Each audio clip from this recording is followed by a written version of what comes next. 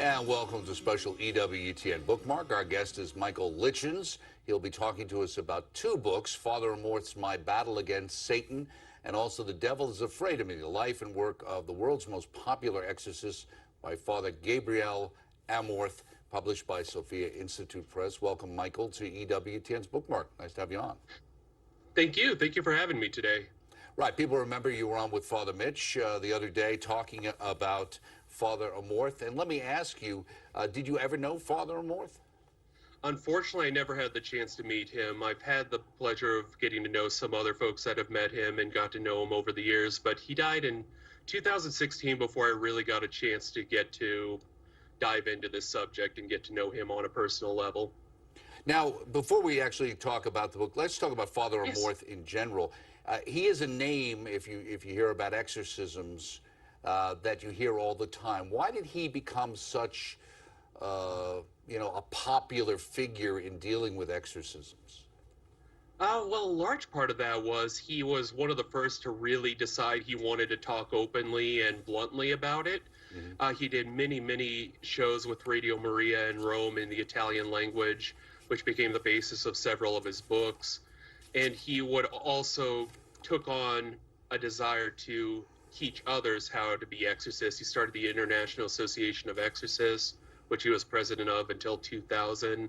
And he worked tirelessly, not just as an exorcist, but as someone who wanted to teach people what an exorcism was, why it was necessary, and that it was really, truly spiritual warfare. And that's how his name just kept getting caught up in everything. Now, I noticed that the first book, Father Amorth, My Battle Against Satan, is him, along with Elizabeth Fezzi. I'm not sure I'm pronouncing her last name correct. Mm-hmm. Now, who was she? She was a journalist.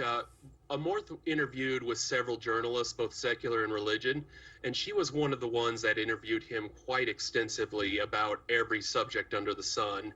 So a lot of this book, that particular book, My Battle Against Satan, mm-hmm. is interviews with Father Amorth answering questions from what are evil spells to how can I keep demons away. Right. In the foreword, which was written by Father Paolo Carlin, OFM, mm-hmm. he says, in this book, two fundamental aspects of his persona immediately emerge: his courage and his faith in God, his mm-hmm. strength and his perseverance. Is that your understanding based upon his work and the people who knew him? Yes, and before I even read Father Carlin's introduction there, he's another famous writer, well, mm-hmm. for me, a very fantastic famous writer on exorcisms. But Father Amorth, I think particularly that energy and that perseverance, especially the perseverance and hope that Christ was on his side, I think that defines him very well. He also goes on to say, and he's talking about Father Amorth, he decisively brought to light the abuses and distortions of the faith, such as the lack of priestly formation in the seminaries regarding angels and demons and struggle against evil. In this area, he was a far-sighted mm-hmm. precursor. And goes on to say, the ministry of exorcism led the man, the Christian, the priest of faith in God's mercy and power in the maternal action of Mary, the most holy mother. That struck me too, an unshakable devotion to Our Lady, and that's throughout. It seems like she plays an important part in exorcisms. Is that true? Very. Father Amorth, daily he consecrated himself to Mary. He was a great advocate of our mother. He often spoke about her work in the power of exorcisms, that the demons were terrified of her because she was so much the opposite of what they were. Mm-hmm. Whereas they were disobedient, she was obedient. They were trying to create sin, she was sinless. And that at one point, Father Amorth says that even just a glance from her will cause the demons to cast off and go running. Now, he also, as I read there before, they talk about the fact of the lack of formation. And you think yes. about it, just even reading somebody saying about angels and demons, you could see, I think today there actually seems to be a resurgence in an understanding of the truth of that, where if you go back 25 years ago, people started talking mm-hmm. about angels and demons, they started rolling their eyes. Absolutely, and I think Father Amorth, not only through just talking on the radio, having his work translated into English, but through his work through the International Association of Exorcists, he really wanted to make sure that people understood that the devil was real, because he kept encountering priests and bishops even who would say, oh, the devil's not a real person. And as you can imagine, Father Morth was having to say, well, not only is he real, I've met him. This is a real thing. And now we're seeing that big change going on where I've been Catholic for about 20 years now, and I would say even at the beginning when I was Catholic, I was shocked when I heard a priest say, "Oh, I don't think the devil's believed anymore." But Right. now I don't hear that as often. Yeah, well, people claim that was his great victory to convince people he didn't exist. Instead, we have this kind of force-like, maybe evil, so to speak, Zen-like experience at worst. Now, she quotes here, he liked to say, the habit doesn't make the monk, but the habit immediately says to everyone that you are a monk. Why is that an important quote from Amor? Oh, that's a good one. For the habit he was talking about can be taken in two ways in English, but he was especially talking about the work of the monk that needs to be done. And while we can be deceived, not deceived, pardon me, but while we can make assumptions when we see the habit or the stole, what Father Morth would often stress for himself and other priests, especially exorcists, is that they had to have a daily work of prayer, fasting, and service and love. And he didn't always find that priests were up to that. Now, most of this book is basically an interview with his stories, but at the end of the book, there's also a second part of the book features testimonies of others who knew him and his faithful assistant, Rosa, his doctor, Fausto, etc. Now, which of those people, or any of the people featured in this book, people that you got to know at all? I did not. A lot of these folks, I have not had a chance to meet them. A lot of them do not speak English, unfortunately, so I've only had to read their letters through translation or using my very bad Italian. But they're not people I had the chance to meet personally. In the beginning of the last conversation section here, the question, why did the Roman Catholic Church largely abandon the practice of exorcism? And he said, undoubtedly, rationalism heavily influenced the Enlightenment, and that impacted this, and he saw that as an issue. Now, did he intend when he became a priest, he was, I'm going to become a priest and become an exorcist? That was not his intention initially. He talks, Father Marcello Sancioni in the other book we're talking about today, The Devil's Afraid of Me, gives a little insight into Father Morth's background. In many ways, I would say Father Morth was preparing for exorcism because even as a young man, he participated in the Civil War in Italy at the time, trying to free and protect his home. So he already had a part of him that knew how to fight and knew how to persevere. And I think that led into his priestly ministry, which was of great devotion to not just the life of a parish priest, but the life of daily becoming a better Christian. And so by the time he was selected to be a priest in the mid-'80s by another famous exorcist, Father Candido Amonti. I hope we've published books about him. He's a fascinating figure also in the ministry of exorcisms. He picked Father Amorth and brought him under his tutelage to learn how to become an exorcist. But while he may have not intended to do it, as with everything Father Amorth did, he didn't do it half-heartedly. He did everything with the full intensity he could.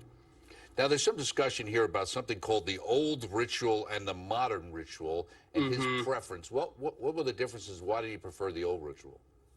The old ritual, for one, it's a little more enduring. You can actually trace like bits of it back even into the Patria Graecae, some of the older works, and Father Amorth quotes from it frequently. It was entirely in Latin and included an exorcism of holy salt and things of that nature. The newer one he found just wasn't as effective in his work. Right. He also goes on to point out, and earlier you get the sense that not only has he, in a sense, pursued demons and the devil, but sometimes they pursue him. But he says, I think that all exorcists have a personal trial, which then becomes a demonstration of faith toward the Lord, all must act with immense humility, saying to themselves, I am a good for nothing. This is the basic truth. I am a good for nothing. The one who acts is the Lord and the Holy Spirit. Yes. No, he often says he was just the instrument, that he wasn't the one who was doing the work. He was just following orders, as it were. And I think that is a very great insight, because it's easy to look at Father Amorth and go, oh, he's just a grifter trying to get money or whatever. And when you look at his lifestyle and how he speaks of himself, he doesn't come off that way at all. Well, my impression is, and I even mentioned the book in a sense, not only with the idea that he would search out demons, but sometimes they would search him out. And he said, I think that all exorcists have a personal trial, which then becomes a demonstration of faith toward the Lord, almost act in the immense humility, saying to themselves, I am good for nothing. This is the basic truth. I am good for nothing. The one who acts is the Lord and the Holy Spirit. Yes, and Father Amorth emphasized that a lot, that he was not necessarily the impressive one here. He was just following orders in a way. He was there to do the Lord's work of healing and delivering people, but he always knew it wasn't him that was acting. It wasn't him that was getting rid of the demons. It was through the power of Christ acting through him.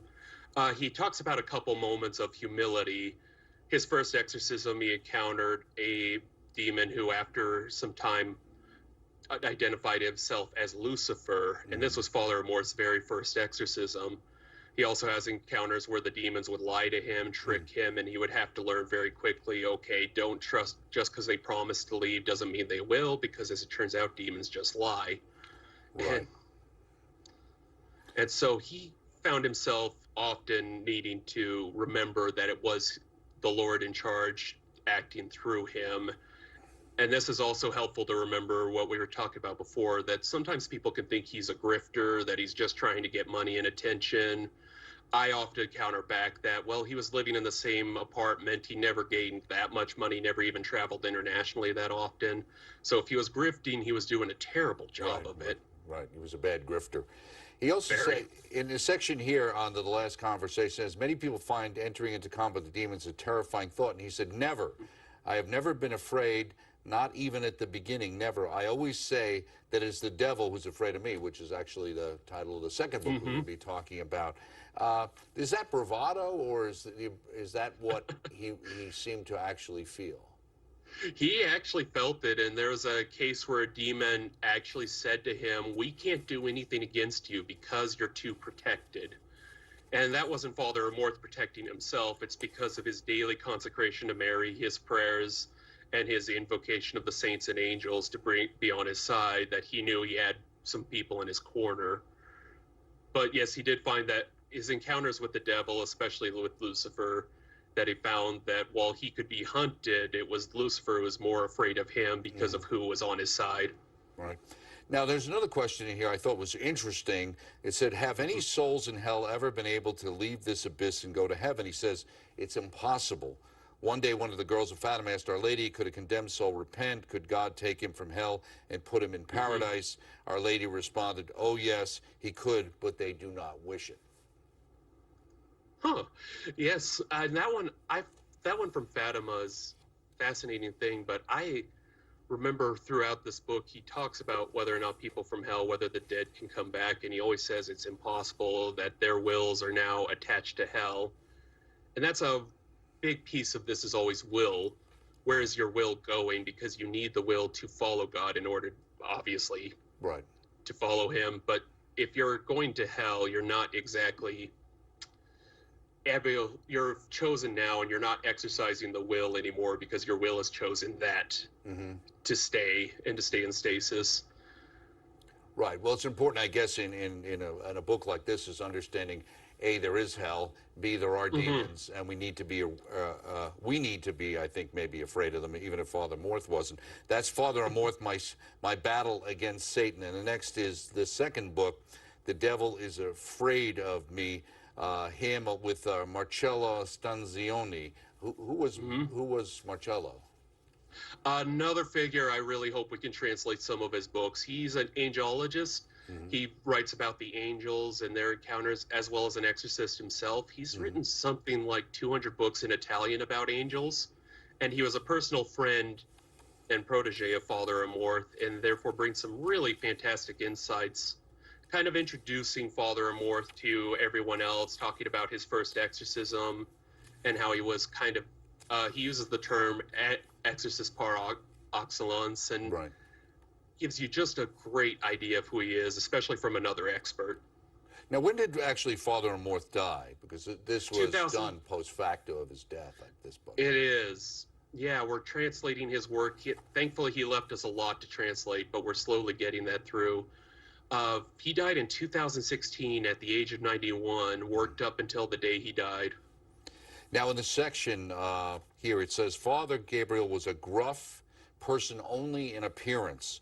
Certainly, he was very frank, but he loved to joke. He was famous for his comic way of greeting you. He did have a sense of humor. In the interviews, he tends to want to be to the point. And this I found even, there's some video interviews you can find of Father Amorth from various sources. Probably the most easy accessible one is The Devil and Father Amorth, which was directed by William Friedkin. Who did The Exorcist, of course. People would Who know did The Exorcist, yeah. Did the movie The Exorcist, right. So did Amorth ever see the movie The Exorcist, or did he ever see any other movies about exorcisms? He watched a couple, but he saw The Exorcist because it's one of the more famous ones, of course. I mean, it's still a movie that terrifies people. Absolutely. And he found it's definitely a little too Hollywood. Like, he thought it was a little too over the top, but otherwise he found it very accurate to the work he did. It says here, the great good he did as a Catholic priest for 62 years was centered on devotion to Our Lady, including consecration, as you indicated, his exorcisms, in which it has been calculated that during his 30 years he did at least 100,000 exorcisms, his books, etc. Now, when he talks about exorcisms, I think he clarifies that it's not that he did 100,000 individuals. He's talking about cases where you could have multiple exorcisms for the same person, right? Absolutely. He has one particular case, a young woman that's called Joanne, who had to come back to him for about 2 years for an exorcism, and in a couple cases it was even as long as 5 or 6. So it would be one exorcism could last as a few minutes or a couple hours, but one person could receive multiple exorcisms. So that's exactly right. It wasn't 100. It wasn't a small city of people he gave an exorcism to. Okay. He also makes the point, and maybe this is where the devil is afraid of me. He says the devil is nothing against the mercy of God. And that was his. Father Marcello, I think, is right in saying that's basically his entire motto. In all these stories, it can be easy to get caught up in the fantasticness of all these stories, but ultimately what Father Amorth wants us to recall is that even this thing that can make my windows turn icy and change the weather is nothing against God's mercy. And God's mercy is so intense that even through being demonically attacked, there's still deliverance and still hope of healing. Now, it says, from the beginning of my ministry, I understood there are two opposing categories of possession, those who fall into error and sin, and those who love God. Why did he see those two sides, and why did he differentiate those two?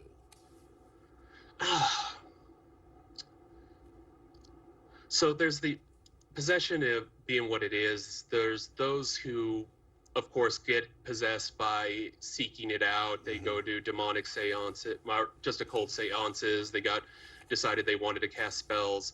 But he does talk about a particular, later in the book, he talks about sometimes possession or vexation can happen because a soul is so in love with God that the demons are now wanting to attack them to get them to stop loving God. Right. So in a weird, that might be a backhanded compliment that you're so holy and so in love with God that the demons are jealous of you. But it is a thing he noted that had happened before. Right. Well, right near in the beginning here, and I think this is interesting, there's a question where he was asked, is the devil also in the Vatican? And he said, yes, there are many members of satanic sects also in the Vatican. Whoa. That's a big statement. Right, absolutely.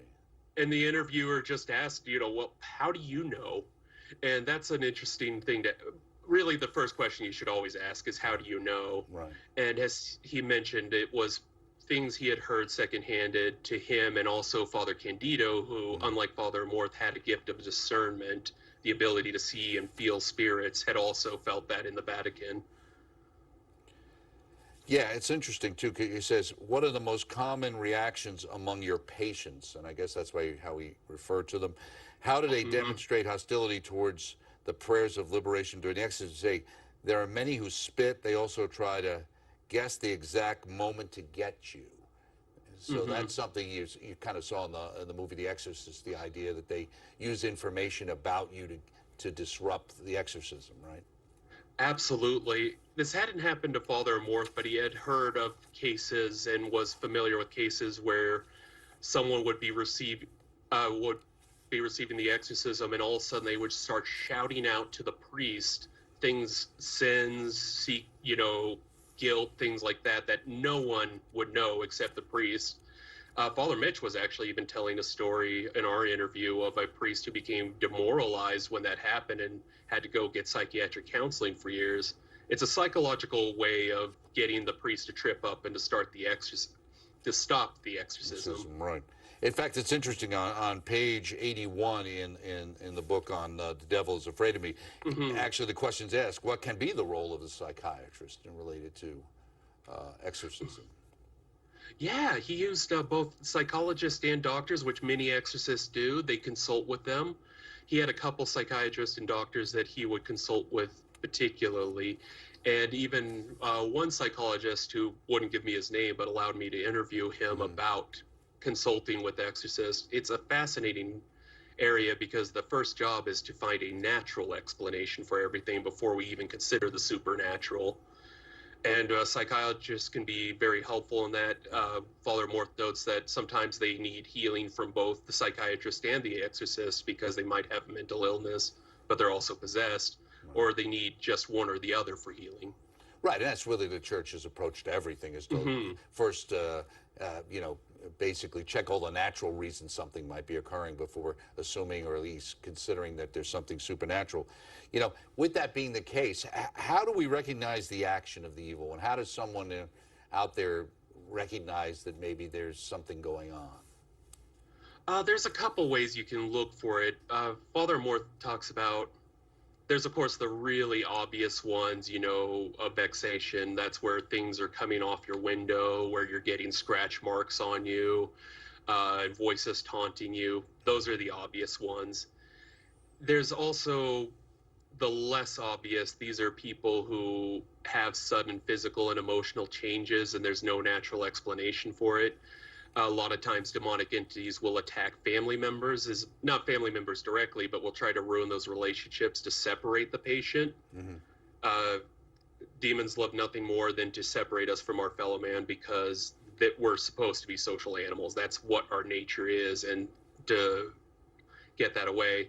And then there's cases where Father Amorth will talk about times where they may not even seem possessed, but they hate all religious objects. They do not want to be touched with blessed salt, with water. They don't even want to see the side of the crucifix. They'll fight with their parents if they try to take them to church in young cases, and things of that nature. In the book, My Battle Against Satan, just to go back before we end the interview, you talk about things, evil spells. Are there really evil spells? There are evil spells, and this is where Father Amorth's Italian culture and our culture can seem a little strange. In Italy, you've often had a case of people who practice types of folk magic, from Romani culture, anything like that, where someone will go to them and say, "Excuse me, old lady who can cast spells, I don't like my daughter-in-law. I want them to go away. I want them to be cursed. I want their life to be hell." And they'll purchase a curse. And that curse is effectively inviting a demon to destroy life, to hurt loved ones, to hurt relationships, and to drive a divide. And I'd say Father Morth put it like somewhere in like 80% of cases he had of possession or vexation were caused by evil spells purchased by someone in the family. Now, when somebody would do that, I would assume they were probably opening themselves up as well to being impacted by that, right? Yeah, they were opening themselves up, in personal opinion here, from Father Amorth's work. They were opening themselves up the moment they had such hatred in their hearts that they were considering doing that. Because whether evil spells work or not, in your opinion, I agree with Father Amorth that they do, but if you're still unsure, but you're willing to consider that against someone, you've already opened yourself up to all kinds of sin, envy, jealousy, which is just exactly what the demonic can use to get in. Okay, very good.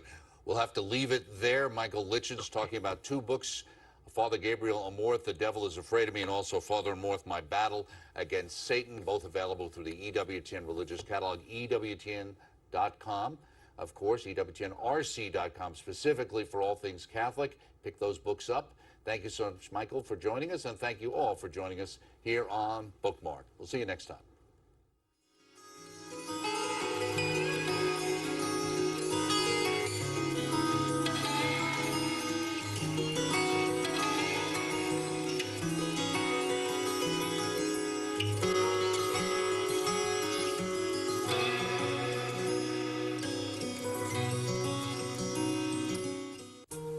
The book just discussed is available through the EWTN Religious Catalogue website. To order your copy, log on to www.ewtn.com/catalog.